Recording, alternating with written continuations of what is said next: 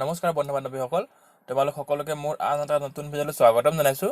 বন্ধুসকল, এবাৰ IIT গুৱাহাটীত কেইটামান কম্পিউটাৰ ট্ৰেইনিৰ পদ খালী হৈ আছে।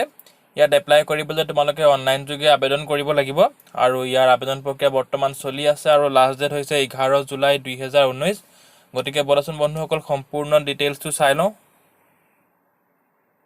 বন্ধুসকল, এইখন হৈছে সম্পূৰ্ণ অফিচিয়েল এডভাৰটাইজমেণ্ট।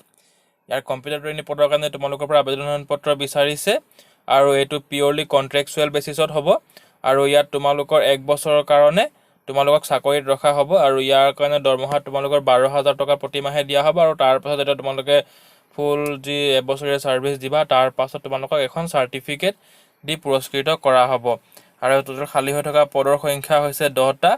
ইয়াত এপ্লাই কৰিবলৈ তোমালোকে 3 বছৰীয়া diploma course computer science and ইঞ্জিনিয়াৰিঙত কৰা হ'ব লাগিব, নতুবা ডিপ্ল'মা ইন ইলেক্ট্ৰনিক্সত থাকিব লাগিব, নতুবা তোমালোকে ইনফৰমেশ্যন টেকন'লজি কোৰ্চ কৰা হ'ব লাগে ফ্ৰম এ ৰিকগনাইজ ইনষ্টিটিউশ্যন বা ইউনিভাৰ্চিটি, যিকোনো গভৰ্ণমেণ্ট ৰিকগনাইজ ইনষ্টিটিউশ্যন বা ইউনিভাৰ্চিটিৰ পৰা কৰা হ'ব লাগিব। আৰু ইয়াত তোমালোকৰ ডিউটি শ্বিফ্ট টাইমত হ'ব 9টাৰ পৰা ৰাতি 12টালৈকে তোমালোকৰ ডিউটি হ'ব, যদি মাজত তোমালোকৰ যিটো শ্বিফ্ট হয় মাজত তোমালোকক ৰেষ্ট দিয়া হ'ব।